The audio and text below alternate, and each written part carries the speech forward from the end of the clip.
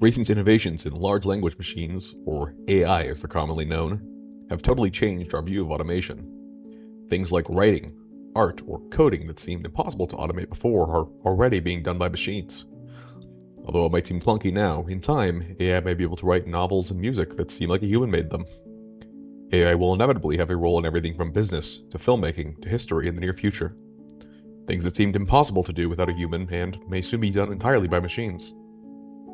With that in mind, we're faced with an important question. Should we let AI do all these things for us?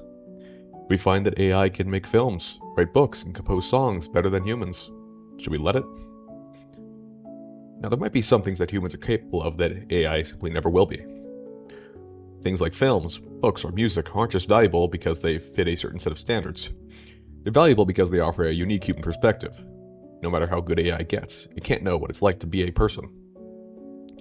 But arguments like this focus on the product of these practices. They simply try to evaluate based on the end result. They ask if humans and AI can match in terms of the product they create, but they don't try to evaluate the process. To really understand this question, we need to step back and look not just at the value of the final result, but at the value of the process to create it in the first place. We don't just create art because we like what we have in the end. We also create art because the process itself is worthwhile. Imagine if we were to stop teaching children how to draw, since different programs can make pictures far better than a child ever could, and in much less time. This would be absurd. It would go totally against the spirit of imagination and creativity that drives us to make art in the first place. There's no way for AI to replace this process. It can't draw our pictures for us. We can only do it ourselves. Now, it's clear how this applies to art. But this applies to all sorts of work as well. There's something valuable to cooking your own meals that's lost when we automate every part of the process. There's something valuable to fixing your own home that's lost when you hand it over to someone else at every opportunity. If we let everything be automated, we lose a sense of ownership over these things. We lose our connection to the places we live, the things we eat, or the art we enjoy.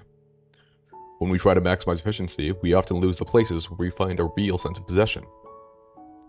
In the coming years, we may have a serious debate between efficiency and humanity. We can maximize productivity at the cost of minimizing the human role in all these different parts of life. Through that, we still need to find a place where we belong, a place where we find a sense of ownership and a sense of flourishing.